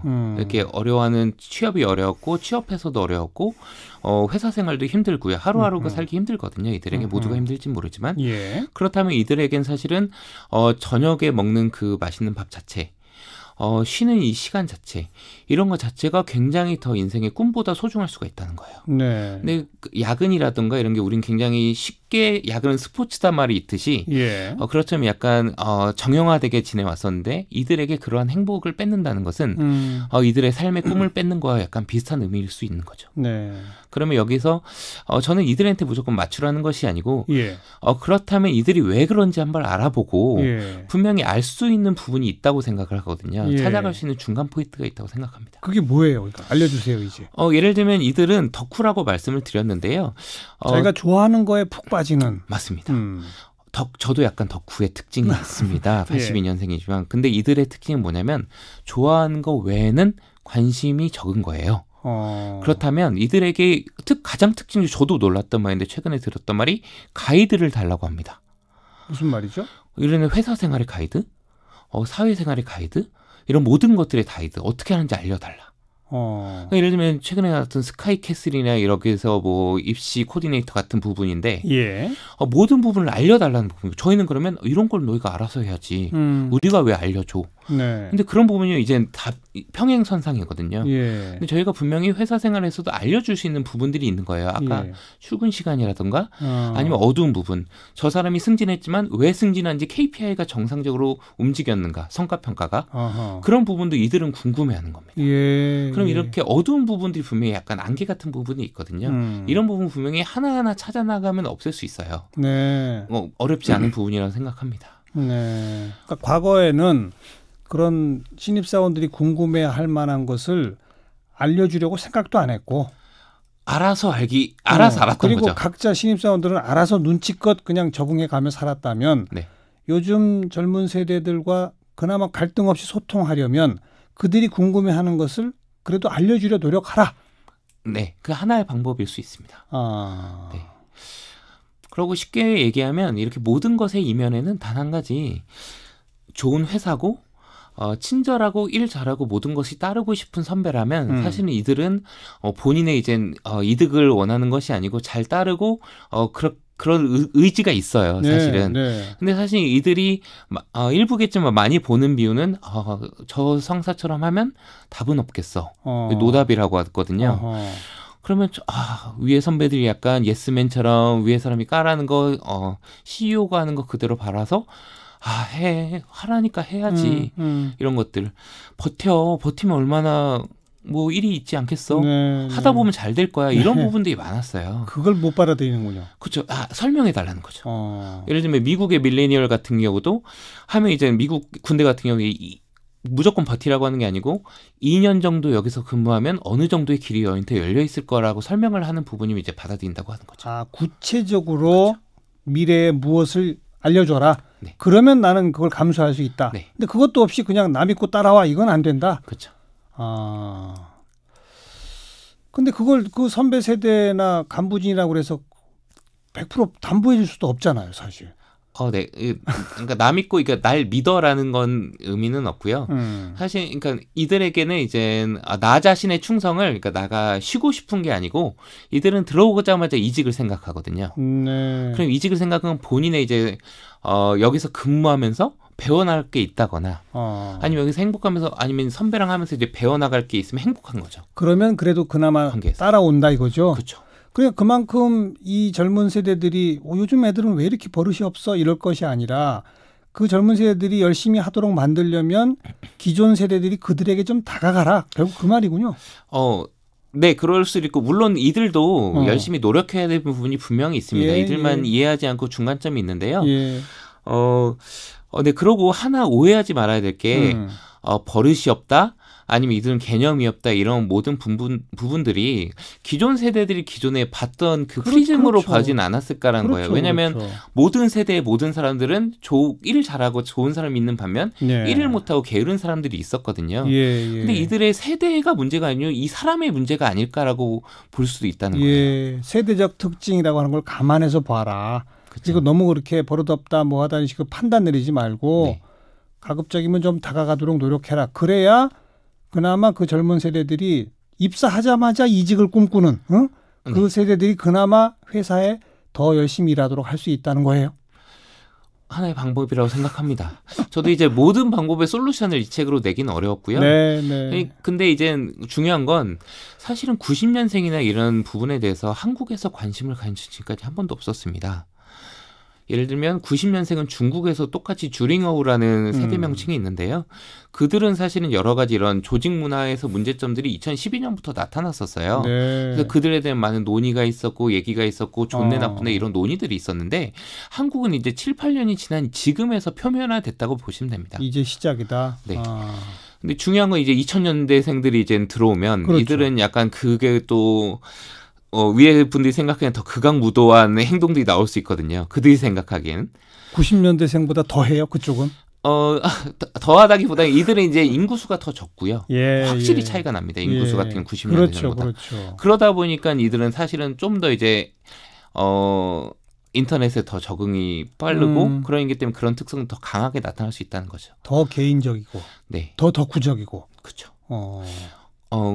이들이 이제 조직으로 오는 데는 약간 시간이 걸릴 거예요. 대졸 사원의 경우는. 네. 근데 이들은 먼저 대학 생활에서의 좀 변화를 보일 겁니다. 하나 예를 들면 오늘 2000년대생 얘기는 그만하고 거기까지 나갈 수는 없겠고. 네. 중요한 이야기를 마지막에 하셨어요. 그러니까 우리나라 90년대생의 특징에 대한 사회적 논의 자체가 너무 아직도 시작된 바 없다. 이미 이들은 사회에 나오기 시작했는데 이제 시작이다. 거기에 하나의 도움이 되는 단초로 이 책을 썼다. 그 정도로 말씀 듣고요. 네. 오늘은 좀 신선한 문화적 충격도 있었습니다만 결국 개인의 특징 내지는 개인의 잘못으로 그 젊은이를 보기보다 그들의 세대의 특징을 한번 이해해 보려고 하는 그런 한 번의 그 필터링 이게 필요합니다 정도의 교훈으로 말씀 듣도록 하겠습니다. 네. 임홍택 씨 함께 만났습니다. 고맙습니다. 네, 감사합니다.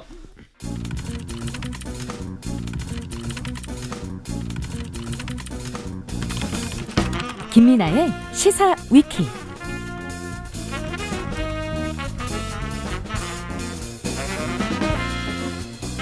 오늘의 중요한 뉴스 다각도로 분석하는 시사 위키입니다. 김민아 기자 어서 오세요. 안녕하세요. 첫 번째 항목은요. 권력기관 개혁의 마지막 기회입니다. 오늘 권력기관 개혁을 위한 회의 대통령이 주재했다죠?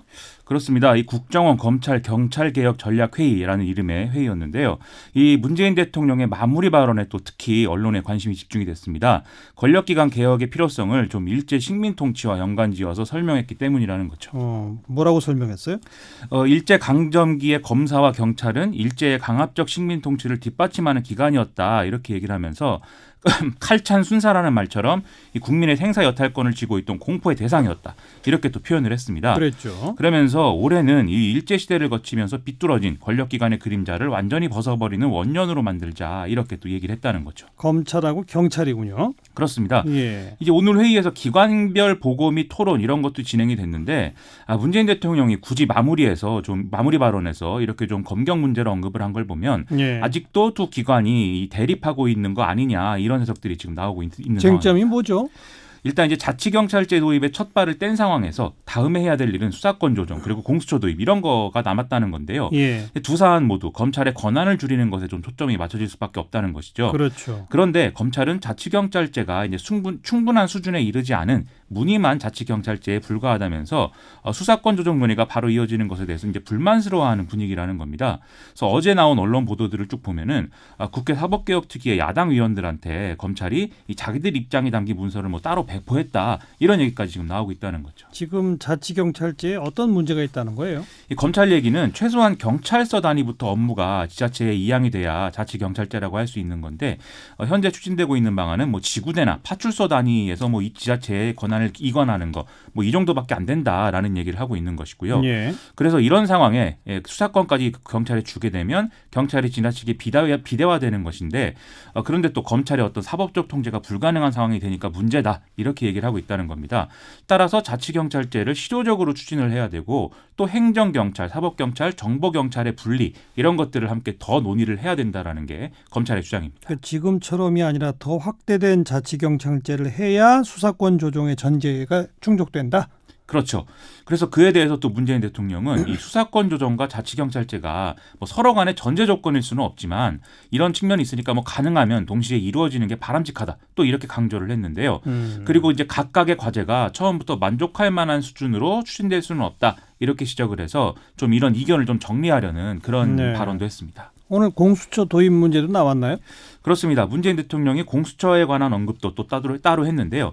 이 공수처를 검찰개혁의 방안의 어떤 하나로 얘기를 하고 있어서 검찰이 특히 과민한 반응을 보이고 오해를 하는 것 같다 이렇게 얘기를 했습니다.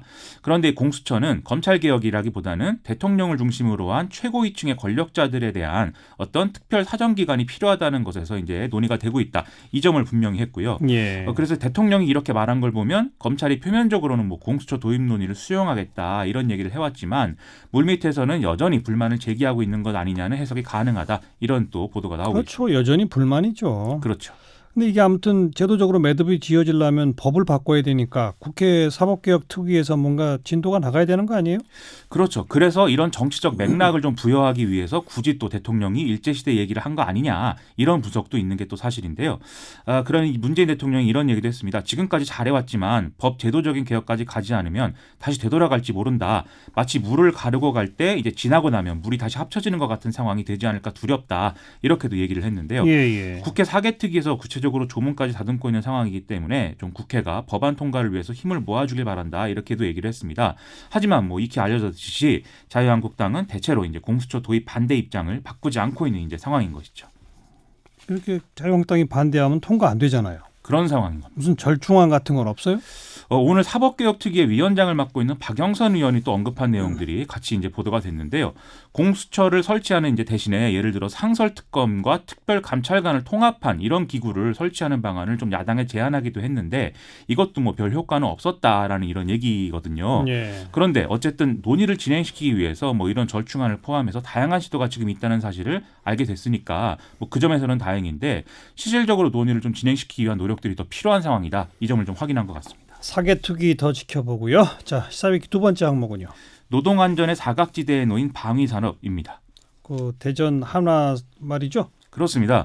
어제 오전 8시 42분쯤에 이 대전 유성구의 외삼동 한화 대전사업장 공장에서 이제 폭발과 함께 화재가 발생해서 노동자 3명이 숨지는 사건이 있었는데요.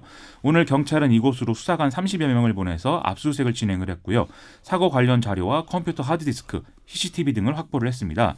이를 통해서 과거 이 작업 영상까지 확인을 해서 이 작업 방식에 문제가 있었는지, 매뉴얼대로 작업이 진행됐는지, 또 안전관리에 문제가 없었는지를 좀 살펴보겠다라는 겁니다. 이게 지난해 5월에도 폭발이 있었던 곳이라고 해서 더 문제인데, 근데 여기가 방위산업체라고 해서 문제가 더 큰 거예요? 그런 지적이 나오고 있습니다. 이게 유도무기 체계 등에 들어가는 뭐 로켓 추진체 이런 것과 관련한 작업을 하다가 이제 사고가 난 것으로 보도가 되고 있는데요.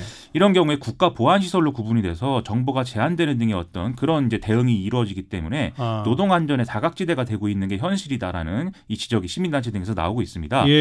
특히 민주노총의 경우에 사측이 방위산업이라는 이유로 뭐 언론의 접근을 허용하지 않고 노동상권도 제약하고 있어서 청년 노동자들을 끊임없이 죽음으로 몰아가고 있다 이렇게 주장을 했고요.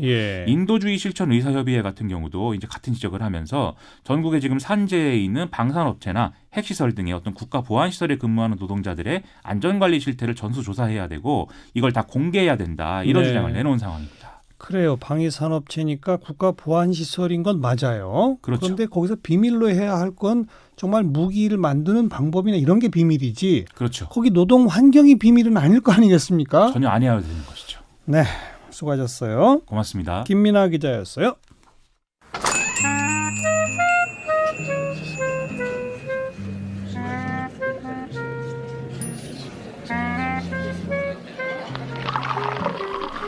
리엔장의 금요 살롱. 금요일마다 다양한 사회문화 현상들 좀 잡학하고 박식하게 수다 떨어보는 시간 리엔장의 금요 살롱. 오늘도 경희대학교 이태광 교수, 소설가 장강명 씨 나오셨어요. 어서 오십시오. 안녕하세요. 장강명입니다. 오늘 그 유행어 하나 가지고 이야기를 할 텐데 한 취업 포털 사이트에서 2018년 유행어에 관한 설문조사를 했어요. 1등이 소확행. 이 정도는 이제 모르는 분 거의 없을 거예요. 작지만 확실한 행복 이런 건데 2등이 갑분싸예요. 갑분싸. 무슨 뜻인지 아세요? 갑자기 분위기 쌓여지는 거 아닙니까?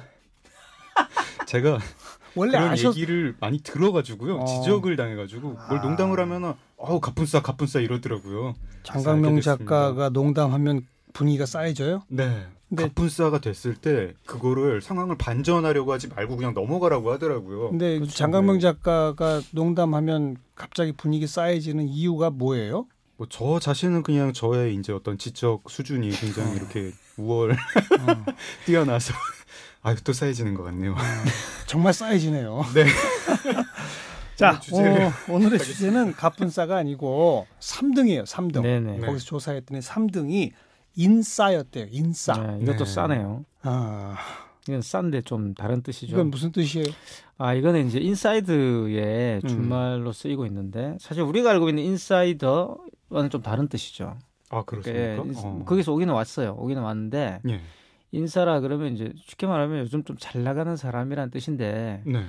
이게 정확하게 말하면 어떤 그런 동호회라든가 또는 모임이라든가 이런 데 굉장히 영향력을 발휘하는 사람이고 굉장히 종합적인 뜻이 있습니다. 그러니까 쉽게 말하면 눈에 잘 띈다는 그리고 또 리더십이 있다.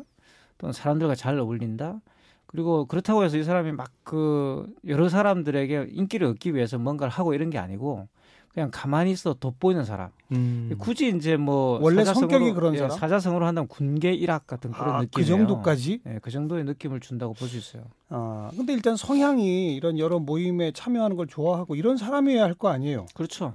근데 반드시 또 너무 거기에서 나대도 안 됩니다. 나대도 안 되고 뭔가를 가만히 있어도 그 사람에게 뭔가 조언을 구하면 굉장히 이제 고급 정보가 나오고 그 사람이 무슨 일을 해야지만 좀 다른 사람들이 이득을 취할 수 있고 뭐 이런 정도 돼야 되는 거예요. 안 그러고 이제 와서 뭐 그냥 막 이렇게 밥 사주고 그냥 또 과거처럼 지갑 여는 선배처럼 행동한다고 인사가 되는 것도 아니에요. 그래서 옛날에 뭐 인기인이라고 불러던 거 아닙니까? 뭐 동호회 인기인이다. 근데 인기라는 게 과거에는 우리가 예를 들어서 뭐 밥을 잘 사주고 술을 잘 사줘도 인기인은 됐잖아요, 그죠? 근데 이제 이 인싸는 상당히 거기에 비한다면 한 단계 높은 약간 고급스러운 그런 이미지가 있어야 돼요. 그렇지 인싸의 않으면 반대말은 뭐예요? 아싸죠. 아싸. 아웃사이더. 그 인싸에 들지 못하는 사람들. 근데 이게 또 말이기 때문에 또 지금 또 많은 또 패러디가 양산이 돼가지고 또 이제 인싸라는 말이 또 이제 약간 반대의 뜻으로도 쓰입니다. 그래서 이게 잘 모르면 이 실수를 할 수가 있어요. 예를 들어서 뭐 군대 가면 이제 군대 가는 후배에게 군대 가면 총을 PX에 가서 사야 된다. 그러면 총을 사들고 가면 인싸가 된다. 뭐 이런 농담들 할 때 이 인싸라는 것은 사실은 이제 반대말이죠. 바보네요. 바보가 되는 거죠. 그러면 고문관이 되잖아요. 그 개그는 진짜 50년째 나오는 개그네요. 근데 이게 이제 좀 쓸른 개그인데 이게 이제 반대로 쓰이는 거죠. 그러니까 뭐 이걸 하면 네가 인싸가 되라고 하지만 사실은 이제 그렇게 인싸가 될 수 없다는 뜻이잖아요. 그러니까 다른 사람이 인싸가 되는 걸 조언해 줄 수 없다. 인싸가 되는 법을 가르칠 수가 없다. 그나저나 이태광 교수랑 장강명 작가는 인싸예요? 아싸예요? 장강명 작가는 인싸가 아닐까요? 저는 딱 보면 아싸 같지 않습니까? 굉장히 어딜 가도 이렇게 뭐 중심에 안 나서고 뭐 이렇게 흔히 친목질이다 하는 일에서 좀 멀어져 있고 어디 뭐 구석탱이 앉아 있고 좀 우울합니다. 농담하면 갑분싸 되고. 그렇죠. 가끔 용기 내가지고 농담하면 분위기 쌓여지고. 근데 그 갑분싸 때문에 인싸가 될 수도 있어요. 그래요. 그러니까 예를 들어서 이제 장강민 작가가 나타나면 분위기가 쌓여지면 잘 모르겠네. 무슨 그러니까 쉽게 말하면 어떤 분야에서 그 사람이 빠지면 뭔가 안 되는 거. 이태광 교수는 인싸예요, 아싸예요? 저를 인싸로 봐주시는 저희 팬들이 있긴 있죠. 팬들이 이제 인싸를 만들어주는 거예요.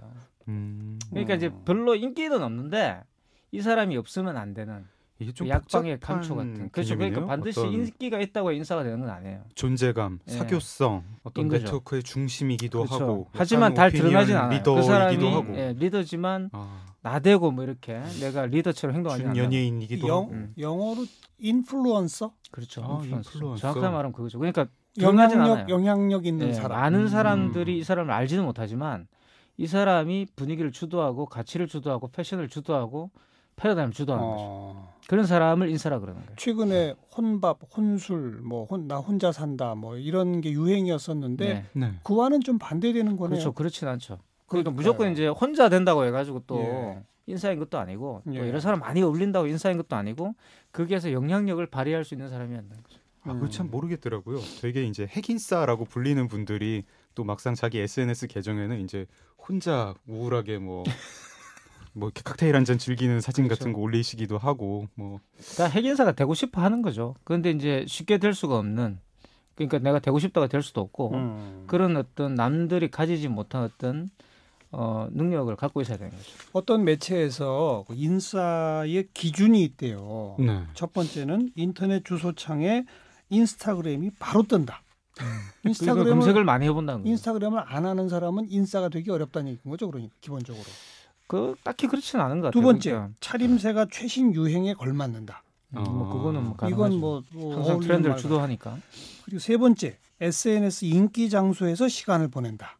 여기에 인싸는 약간 트렌드 세터 같은 느낌이네요. 제가 볼 땐 트렌드 세터 분위기인데 원래 인싸 분위기는 이제 물론 저런 거를 다 이제 가지고 있는데 저걸 주도하는 사람이죠. 이태광 교수는 인싸를 좀 너무 협소하게 보는 것 같고 대중들은 인싸를 좀 더 넓게 보는 것 같아요. 그러니까 인싸가 이제 뭐 대중화된 거라고 봐야 되는 거죠. 지금은 이제 대중적 용어로 쓰이니까. 네 번째 특징이 줄임말 등 유행어를 쓴다. 뭐 이런 거거든요. 뭐 TMI, too much information. 그렇죠. 너무 많은 정보. JMT, 정말 맛있다. 뭐 이런 뜻, 이런 것들을 많이 사용한다는 건데 지금 대체로 이 몇 가지 특징을 보면 SNS와 뗄래야 뗄 수 없어요. 네, 맞습니다. 인스타그램도 그렇고 SNS 인기 장소도 그렇고 뭐 유행어나 이런 것도 대부분 SNS를 통해서 유통되니까 결국은 인싸라는 열풍이 나온 것의 배경에는 SNS 세상 이게 있지 않을까요? 장 작가 어떻게 보세요? 저는 아까 정 선생님께서 이제 혼밥 혼술 말씀하신 거하고도 좀 연결이 이렇게 지어가지고 생각이 드는데요. 어떤 거냐면은 이제 선택적 인간관계의 시대가 온 것 같아요. 우리가 사람마다 또 자기 성격도 있겠지만 상황마다 또 대상에 따라 가지고 이 사람하고는 친밀하게 소속감을 느끼면서 이 사람들하고는 어울리고 싶고 거기서는 인기를 얻고 싶고 어디서는 자유롭고 싶고 뭐 간섭 안 받고 싶고 이거를 고를 수 있는 그런 시대, 그런 세대가 생긴 것 같거든요. 그래서 특히 이제 SNS라는 거는 자기의 대인 관계를 굉장히 선택적으로 보여주는 거니까 자기가 거기서는 이제 숭배자들이 많고 자기하고 어떤 동질적인 취향을 가진 사람들한테 인기가 많은 모습을 연출하고 싶기도 하고 그게 연출이 잘 된 사람을 부러워하기도 하고 그런가 하면 실제 생활에서는 뭐 부장님이 같이 밥 먹으러 가자고 할 때 아유 저거 싫구나 어디 카페 가가지고 혼자 밥 먹고 오고 싶다 오늘은 나 그냥 어디 그냥 뭐 학과 학생들하고 어울리고 싶지 않고 혼자 그냥 있고 싶다 혼자 홈카페 혼술 뭐 하고 싶다 요런 것이 가능해진 것 같고 그런 연출에 대한 압박 또 그거를 선택하고 싶은 어떤 원래 이 폭이 넓어지면 또 고민이 많아지지 않습니까? 그런 게 이제 인싸 열풍의 하나 아닐까 그리고 SNS는 그 도구 아닐까 그런 생각이 좀 듭니다. 네. 저는 이제 그 자기개발 시대가 있었잖아요. 네. 이제 한참 또 한 10년 전에 그런 책이 많이 팔리던 시절. 지금도 뭐 자기개발서는 많이 팔리죠. 근데 이제 그게 자기개발을 아무리 해도 잘 안 된다라는 어떤 그런 인식들이 또 확산되고 그러면서 이제 그게 보면 자기개발서의 되게 중요한 그 자기 능력을 강화하는 방법 중에 하나가 네트워크를 만들어라는 게 있어요. 인맥을 만들어라는 게 있어요. 근데 이제 최근에 보면 이제 지금 젊은 세대들 같은 경우는 과거처럼 동문이라든가 혈연이라든가 지연이라든가 이걸 중심으로 해가 모이질 않죠. 그렇죠. 주로 이제 취미라든가 또 자기의 관심사항이라든가 뭐 인스타그램도 그런 걸 볼 수 있는 취향이라든가 가치 뭐 이런 걸 중심으로 모이게 되는데 그게 이제 SNS가 큰 역할을 한다고 저는 생각을 하고 사회화되는 과정에 SNS가 굉장히 밀접한 관련이 있는 거죠. 그래서 이게 이제 과거와는 다른 어떤 세대의 어떤 그런 가치를 만들어내고 있는 것 같고 그게 인싸 같은 현상을 나타낸다고 볼 수 있어요. 예를 들어서 군산 같은 데 놀러 갔는데 여기에서 뜨고 있는 식당이 어딜까? 또 뜨고 있는 카페가 어딜까? 이런 게 궁금하잖아요. 그러면 군산에서 이제 인사를 쳐보면 군산의 카페나 이런 데서 거기로 꼭 가야 되는 곳이 나온다는 거죠. 이런 식이에요. 그러니까 그래서 그 사람의 그 인스타그램이나 또는 이제 트위터 같은 걸 팔로잉을 하면서 정보를 얻게 되고 이런 식이죠. 그래서 인사라는 건 결국 그런 정보를 줄 수 있는 그런 사람들. 그러니까 뭐 역시 그 안에서 어떤 리더십이나 이런 걸 발휘를 해야 되고 또 많은 경험이라든가 호기심이 많아야 되고 이런 것들이 전제가 되는 건데 그게 결국 자기개발과 연결되는 거죠. 좀 궁금하기도 한 게요. 아직까지 그래도 이제 SNS 이용자들이 젊은 층이 많잖아요. 그래서 그런 이용자 특성하고 상관이 있는 건 아닌가 하는 생각도 듭니다. 그렇죠. 나이가 들면 들수록 어떤 인간관계에서 양보다 좀 질을 추구하게 되는데 아무래도 어떤 종류의 SNS, 특히 이제 인스타그램 같은 좀 비교적 젊은 사람들이 많이 쓴다고 하는 거에서는 그런 좀 팔로워가 많고 영향력을 많이 발휘하는 사람인 것 같은 사람을 한테 더 이제 관심이 가게 되고 이건 그 이용자 특성하고 조금 관련이 있을 것 같습니다. 네. 우리가 페이스북이나 유튜브 같은 게 이제 유행하게 되면서 특히 유튜브 같은 데는 이제 완전히 스타까지 거기서 배출되잖아요. 그렇죠. 그렇지 않습니까? 그렇죠. 거의 연예인이 거기서 창조되기도 네. 하고. 그렇죠. 근데 이제 인스타그램이나 페이스북 같은 데는 아직 유튜브 정도까지 대중적 매체화 되기보다는 소통의 창구가 되는데 그 소통의 창구 중에서도 페이스북에 글을 올리면 유달리 사람들이 많이 보는 또 인스타그램에 사진이나 뭐 이런 것들을 올리면 그 사람 거는 유달리 많이 따라가서 보는 이런 사람들이 생기거든요. 그렇죠. 아마 그런 걸 이제 이 사람 인싸 이렇게 또 부르기 시작한 것이 아닌가 싶기도 해요. 뭐 그게 이제 은밀하게 그러니까 이제 용어를 정의하기 굉장히 어렵죠. 지금 금방 말씀하신 것처럼 지금은 대체로 그렇게 받아들여지고 있고요. 근데 원래 이제 인사라는 것은 이제 제가 말씀드렸지만 그러한 일반적인 트렌드를 주도할 수 있는 사람들로 중심되어 있는 거죠. 그냥 그런 사람을 인사라 부르다가 지금 이렇게 된 거고 지금은 또 이제 많이 의미가 또 파생적인 의미들이 많이 생겨가지고 금방 말씀하신 그런 내용들도 포괄하고 있는 것 같아요. 뭐 외모건 뭐 말재주건 또는 뭐 글 쓰는 실력이건 인간적 매력이 있는 사람한테 관심 가고 눈길 가는 거 이건 인간 본성이잖아요. 근데 SNS 시대에서는 그게 이제 굉장히 멀리까지 퍼질 수 있으니까 더 도드라지는 것 같고 이게 문제가 뭐 그거 자체는 인간 본성이고 뭐 어디까지 막을 수는 없는데 우리가 사람 사는 게 무대 위에서 사는 건 아니거든요. 그러니까 그거를 어떻게 연출하려고 압박을 한다든가 이게 자기의 모든 거를 막 이렇게 공연처럼 보여주려고 한다든가 그러니까 이게 너무 부질없는 짓 같습니다. 그 열풍이 지나치면 그렇죠. 마치 거기서 빠지면 나는 안 될 것 같은 잘못된 것 같은 최소한 거기 뭐 한 발이라도 걸쳐야 될 것 같은 이런 강박관념을 주게 되는데 그건 좀 곤란하다 이런 얘기인 거죠. 그렇죠. 결국 이것도 이제 인맥을 만드는 거기 때문에 결국 인사가 구성되면 그 인사 중심으로 이제 쉽게 말하면 위기가 만들어지는 거죠. 그런데 인사 쪽에 가까이 있는 사람 가까이 없는 아싸가 되어버리면 이제 내가 그 모임에서 왕따가 되는 거예요. 이런 것들이 분명히 있기 때문에 이것도 결국 SNS 문화가 가지고 있는 단점을 고스란히 가지고 있다 볼 수 있습니다. 배제의 논리가 있는 거죠. 그러니까. 약간 거기서 이제 한국 사회 특성도 좀 들어가는 것 같고 현대 사회 특성도 들어가는 것 같은 게요. 일단은 이제 한국 사회가 좀 집단주의 문화가 있고 남들이 뭘 다 할 때 그걸 안 하면 안 될 것 같은 그런 분위기라든가 또 이제 남의 시선 굉장히 의식하는 문화 있잖아요. 그렇죠. 그런 거 좀 가미되는 것 같고요. 그다음에 이제 아까 그 자기개발 얘기하고도 조금 이어지는 것 같은 게 현대 사회가 좀 최근 일인데요. 역사적으로 보면은 외향성이 뛰어난 사람들을 이제 되게 찬미합니다. 성공하는 사람, 도전하는 사람, 협상 잘하는 사람 이런 사람들을 본받을 사람으로 이제 롤모델로 제기를 하고 제공을 하고 내성적인 사람, 뭐 차분한 사람 이런 사람들을 그렇게 뭐 조명을 잘 하지는 않죠. 집단주의와 외향주의 이것이 결합되어 있는 또 남의 눈치 보기 이런 게 결합되어 있는 이런 게 또 함께 나오고 있다. 그렇다고 봐야죠. 결국 이제 우리 한국 사회 가지고 있는 모순이 SNS로 이제 들어오게 되면 굉장히 인텐시브해지는 거죠. 굉장히 집중적으로 바뀌고 극단적으로 바뀌고 이런 것들이 있기 때문에 결국 이제 SNS 문제는 제가 볼 때 사회 문제예요. 사회 문제가 이제 더 극단화되는 거기 때문에 사회 문제가 없다면 그런 문제가 존재하지 않는다면 SNS도 사실은 뭐 그런 문제가 없겠죠. 사실은 안 하면 되는데 SNS. 그렇죠. 사실 SNS를 끊으면 SNS 다이어트란 말도 요즘 나오는데 소셜 네트워크 다이어트라 그러죠. 그러니까 저는 그게 굉장히 좋은 것 같습니다. 그러니까 역시 이제 SNS를 끊는 것도 인사가 아닐까 싶어요. 그러니까 지금 현재에서는 인사가 되고 싶으면 SNS를 끊는 거죠. 저는 끊는다기보다 아예 시작을 안 했기 때문에 트윗부터 시작을 안 했어요. 페이스북도 안 하고 인스타그램도 안 하고 아무것도 할 줄 몰라요. 그게 사실 어떻게 보면 이제 세상에서 사라질 수 있는 가장 좋은 방법입니다. 편하게 삽니다. 그게. 저기 그 뉴미디어는 안 하시지만 이 올드미디어의 강자이지 않습니까? 올드미디어 인싸라서 올드미디어 인싸시잖아요. 올드미디어 인싸시군요.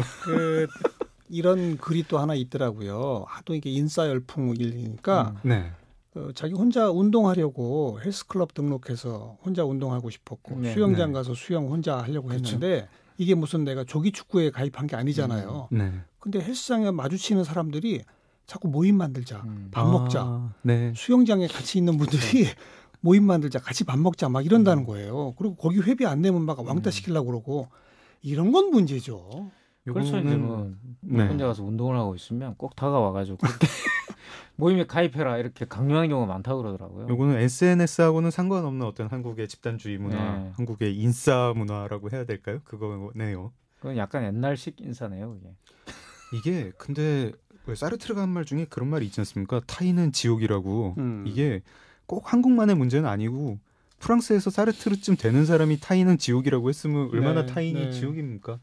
대인관계라는 게 다 어느 정도는 압박이고 압력이고 불편하고 맞아요. 예, 어떨 때는 그러다가도 그립고 그렇죠. 어떨 때는 외로워지고 싶고 사람 뜻대로 잘 안 되는 것 같아요. 알겠어요. 그러니까 인싸 열풍을 부정적으로만 볼 필요는 없지만 네. 모두가 혼자 있을 자유를 존중해주는 위에서의 인싸 열풍은 괜찮다. 아우 좋은 말씀입니다. 그 정도 했으면 좋을 것 같고 역시 자, 올드미디어 인싸 한마디. 인싸 열풍에 대한 이태광 교수의 한마디요? 네, 저는 인싸는 외로움인 것 같아요. 외로워서 인싸가 되려고 하고 그럴듯하네요. 또 인싸가 되면 또 외로워지고. 장강명 작가의 또 한마디. 인간관계는 양보다 질입니다. 네. 그렇죠. 좋습니다. 마무리합시다. 리엔장의 금요살롱 경희대학교 이태광 교수 소설가 장강명 씨였어요. 수고하셨습니다. 네, 감사합니다. 고맙습니다.